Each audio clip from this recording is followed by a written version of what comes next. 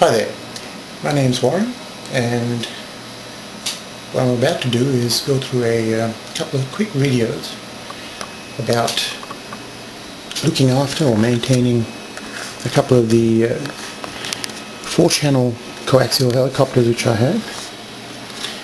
I've got a Comanche and I've got a Lama V4, and I'm very new to the hobby of flying helicopters, and so it's been a case of learn through studying other people's videos on YouTube or basically figuring it out myself.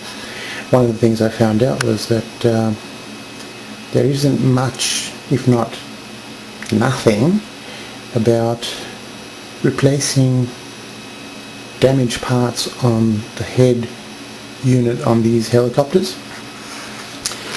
So what I thought I'd do is, because I need to do so myself, I'll make a video of it and put it up on YouTube for everyone out there to use as a reference. Hopefully it'll be helpful. I'm no expert, I'm a novice. I've only been flying these things for a few weeks. I got these helicopters just before Christmas, and as I said, I'm learning, but I do have some mechanical knowledge, and therefore I've been able to use that to gain an insight into how these things operate and therefore fix them. Before I go any further, as you can see, I've actually done the upgrade on the Lama, but what I'll do is I will actually strip it back down and go through it step by step using the Comanche as a guide to explain what I'm doing. But before I go any further on that, I'd like to make a few observations and some safety points for everybody. As I said, I tend to follow the format a couple of guys on YouTube, Nutcase and Nightfly, who have been very helpful when it comes to acquiring knowledge, and I thank them immensely, and hopefully I've learned something from them and I can pass that on to you. In terms of safety, guys, as a parent, I've got 3 kids. The Comanche was bought for my son, who's just turned a teenager, and I bought the Lama for myself because obviously I wanted to join him. These are not toys. As I said, as a parent, I cannot stress highly enough that these should not be bought for young children as toys. They have the potential to cause a lot of damage, a lot of hurt. They've got spinning parts in them that can injure people. And at the risk of sounding over dramatic, if the injury was inflicted in the wrong way to the wrong part, could possibly even kill a young child. Children have a tendency not to understand the dangers of these things and treat them as toys, and they should never be treated as toys. You've got a set of rotor blades spinning at around 1,000 RPM, if not more. They hit somebody in the wrong spot and they will cause a lot of trouble. Do not buy them as toys. Buy them as a hobby for your child or yourself, but treat them with the respect that they deserve, because if not, they will hurt you.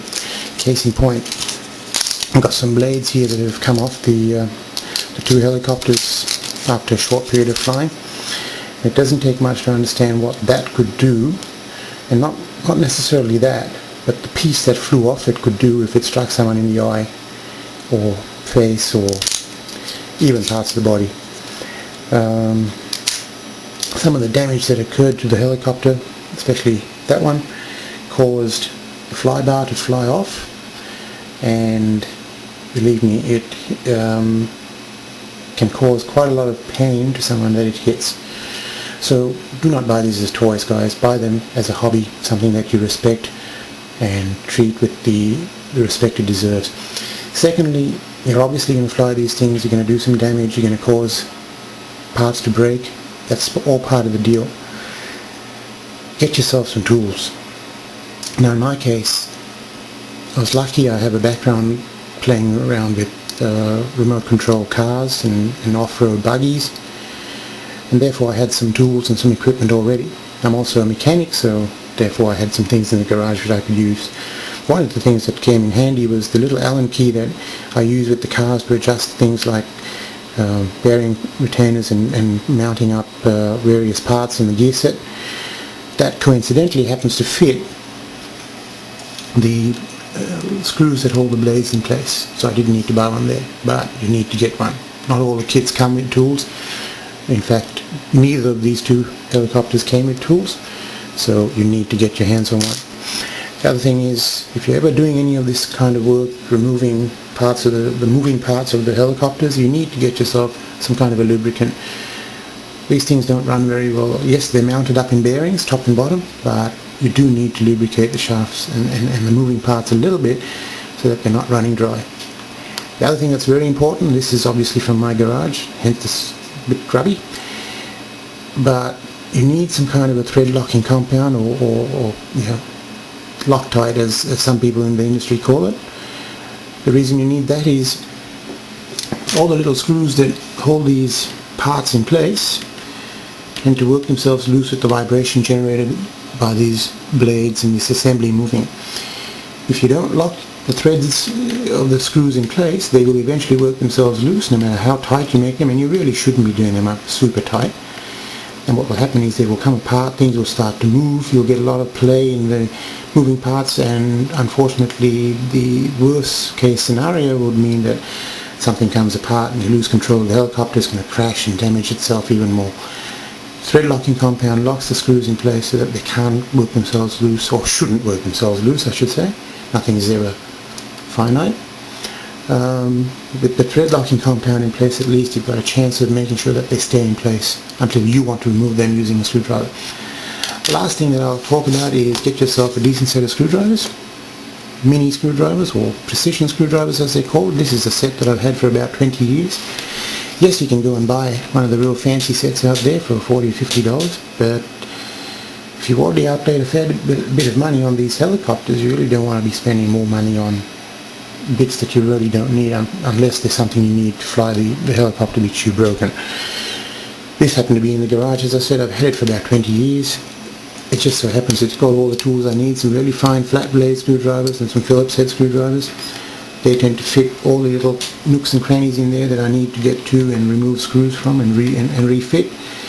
It also has a little pointed thing that I can use to get into place and clear, you know, bits and pieces that might get stuck in the various nooks and crannies. It didn't cost me very much about 20 years ago. I think it was only about $15 or $20. It's a fairly good set, which is why it's lasted me 20 years, but you don't need to spend huge dollars on one. You can pick them up from the local hardware or hobby shop for about $5 or $10, and it'll do the job. That's it for now. When I come back in part 2, we'll get stuck into the rebuild or the replacing the damaged parts, and I'll explain to you exactly what's happened and how I picked up the damage and so on. Look out for part 2, guys, and as I said, I'm not an expert, but I'll try to do the best I can.